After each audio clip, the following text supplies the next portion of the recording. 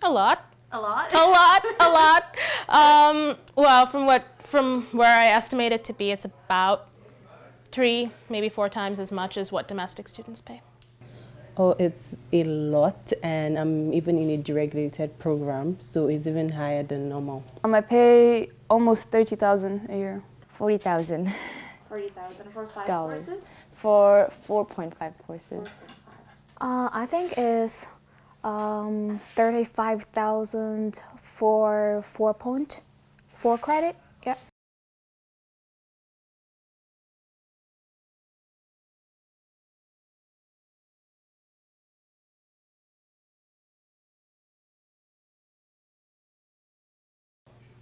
Not exact figures, but I think it's about 800 something.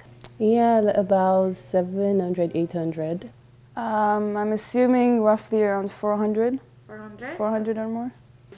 I do know that it's somewhere in the range between $820 to $850.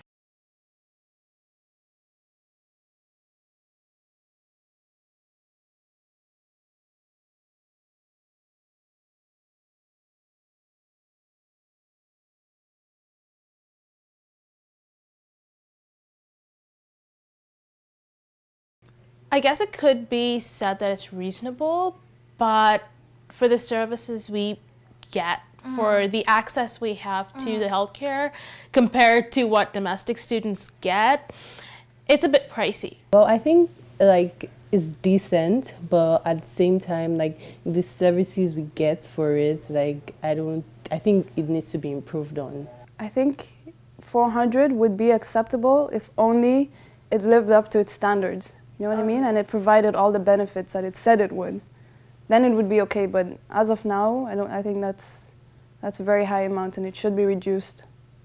I think it's extremely overpriced given that most of the hospitals, even close to campus, don't accept the UHIP card, and it doesn't make sense for me to be paying so much cash if quite a few of the hospitals don't accept it, you know?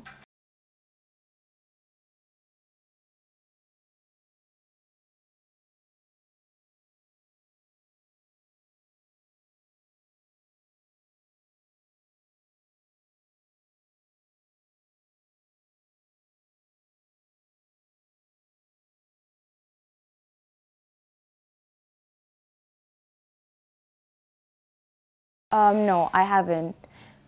Mainly because even if I do get sick, I know that most of the hospitals just won't take UHIPs, so I just try and like work it out on my own. To be honest, I haven't used much of my UHIP simply because I don't really know what is covered. So could be I haven't really looked into it, but at the same time, it's not out there. Yeah. But also, like, I do use my UHIP. The only place I've used it recently is on campus because that's the easiest place to access it. You know they're gonna take it. Or anything to happen outside of when I'm on campus, I probably would wait it out and not go to the doctor simply because I really don't want to have to pay up front and file the claims later. The whole process is way too much of a hassle. Oh yes, I have.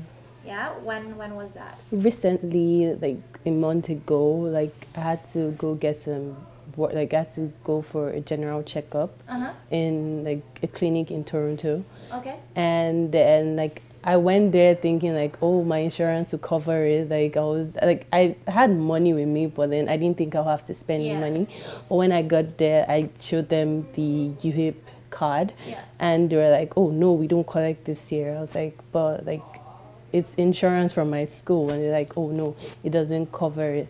That I'll have to pay upfront and then call like the insurance company to get my money back. But most time, people don't get the full money back.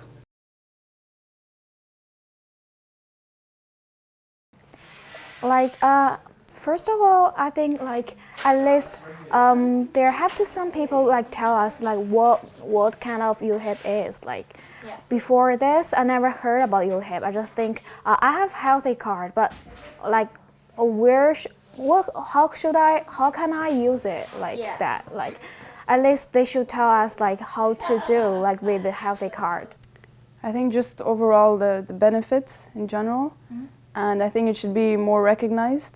Well, first of all, I think like they should state the services that it covers. That number one, and number two, like they shouldn't limit the services because we're international, right? Like we should be like giving like a good healthcare like service. Yeah. So I think number one, they need to like state it clearly what it covers, and then like increase like what it actually covers, because we really need this system. Like most people just like wait out like their sickness and be like, oh, cause like I either have to pay or it's like a long process. Yeah. Like they just wait it out. They don't even bother going to like get checked up or get like drugs for whatever it is.